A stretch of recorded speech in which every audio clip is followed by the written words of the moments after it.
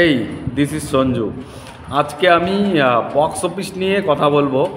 বাংলার 3টি সিনেমা, আমাদের এখানে 2টি সিনেমা মুক্তি পেয়েছে 2 সপ্তাহ পরে কত বক্স অফিসে কালেকশন দিয়েছে, এবং বাংলাদেশের একটি সিনেমা 5 দিন কমপ্লিট করে আজকে 6 দিনে পড়েছে, তো 5 দিনে কত কালেকশন করেছে সেটা নিয়ে বলবো।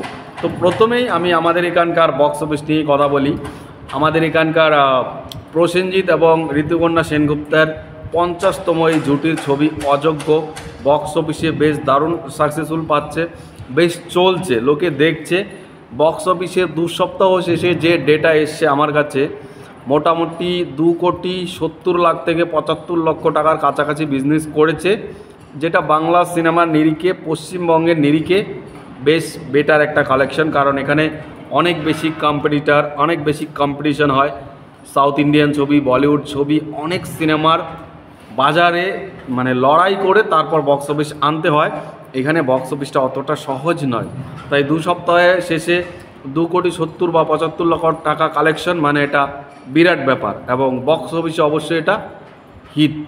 এরপর যদি আমরা জিৎ এবং রুক্মিণী মাইত্রার ছবি বুমেরাং, যেটাও মুক্তি পেয়েছে সেম একই ডেটে, এটাও 2 সপ্তাহ পূরণ হয়েছে, 27 জন মুক্তি পেয়েছে। এই সিনেমা বক্স অফিসে কেমন চলেছে, এটা একই সঙ্গে রিলিজ করেছে। অবশ্যই প্রসেনজিৎ চ্যাটার্জির সঙ্গে একটা ক্ল্যাশ তো হয়েছেই, পাশাপাশি বলিউড সিনেমা, সাউথ ইন্ডিয়ান ছবি, হলিউড সিনেমা অনেকের সাথে ক্ল্যাশ করেছে। বাট মজার ব্যাপার হলো এই সিনেমাটাও এবার খেলে গেছে, মানে এই সিনেমাটাও বক্স অফিসে দারুণ ব্যবসা করেছে। সচরাচর আমাদের এখানে এরকম দেখা যায় না যে দুটো বাংলা ছবি একসঙ্গে রিলিজ করার পর দুটো বাংলা ছবি ইকুয়াল ভালো ব্যবসা করে, এরকম দেখা যায় না। একটা অনেকটাই উপরে চলে যায়, একটা অনেকটাই নিচে চলে যায়।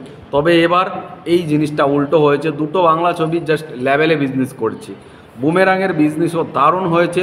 2 সপ্তাহ শেষের ধারণা করা যাচ্ছে মানে 2,60,00,000 থেকে 65 লক্ষ টাকার কাছাকাছি, অর্থাৎ 2,65,00,000 কাছাকাছি কিন্তু বিজনেস করেছে বুমেরাং, যেটা একটা ব্যাপক বিজনেস বাংলা ইন্ডাস্ট্রিতে। বললামই যে এত সিনেমার চাপ, এখানে বক্স অফিস আনা খুবই কঠিন। সেখান থেকে দাঁড়িয়ে জিদ্দা একটা জর্নার ট্রাই করতো যে অ্যাকশান, সেখান থেকে একটু হাটকে গিয়ে নতুন কিছু করে, একদম বাংলা সিনেমার জন্য নতুন রবোটিং সিনেমা করে, সেটা বাংলা সিনেমা সাইফাই কতটা অ্যাকসেপ্ট করে, এত চ্যালেঞ্জিং নিয়ে সিনেমাটা অবশেষে হিট তকমা পায়, বক্স অফিসে দুর্দান্ত সফল হয়। এবং বক্স অফিসে বললামই তো, বুমেরাং এবং অযোগ্য প্রায় ইকুয়াল ব্যবসা করে। 2 সপ্তাহ শেষে প্রায় 2,60,00,000 থেকে 70 বা 75 লক্ষর কাছাকাছি কিন্তু দুটো ছবি বিজনেস করে দেয়। এবং এটা বলতে পারেন এই বছরের আমাদের বাংলা ইন্ডাস্ট্রিতে বাংলা সিনেমার দুটো হিট সিনেমা আরও চলবে। 3 কোটি টাকার কালেকশন এই সিনেমাগুলো আরামসে করে নেবে, এমনকি 3 কোটি প্লাসও করতে পারে। কারণ 3rd উইকে কিন্তু বুমেরাংয়ের হল সংখ্যা অনেক রয়েছে, এবং অযোগ্যরও রয়েছে, এবং নন্দন, রাধা স্টুডিও এগুলো হাউসফুল যাচ্ছে। আজকে শনিবার, আজকে দুটো সিনেমা ভালো বিজনেস করবে, এবং কালকে রবিবার, কালকে একটা হিউজ লেভেলের বিজনেস করবে। যাই হোক, পরবর্তী ব্যাপার চলে যাব শাকিব খান। আমি আগে বলে রাখি, পশ্চিমবঙ্গের বক্স অফিস এবং বাংলাদেশের বক্স অফিস তুলনা করা যায় না, কারণ ওটা একদমই ডিফারেন্ট। বাংলাদেশে 5 দিনে বক্স অফিস থেকে তুফান নিয়ে এসছে 13 কোটি টাকা। ভাই জাস্ট ভাবুন, 5 দিনে 13 কোটি টাকা বক্স অফিসে, আনবিলিভেবল। এত বিজনেস করছে, জাস্ট হলের টিকিট নেই, আগামী কয়েকদিনের কোনো টিকিট নেই। লোক আমাকে কমেন্টস করে বলছে, লোক আমাকে মেসেজ করে বলছে ফেসবুকে, দাদা আমরা 3-4 দিনের ট্রাই করতে এখনও টিকিট কাটতে পারছি না। ও তার আগে বলে রাখি, আপনিও আমাকে ফেসবুকে মেসেজ করতে পারেন যে কোনো বিষয়ে। আমি এই ভিডিও নিচে ডেসক্রিপশানে লিঙ্ক দিয়ে দেবো, সেখান থেকে গিয়ে আমাকে ফলো করে দিন।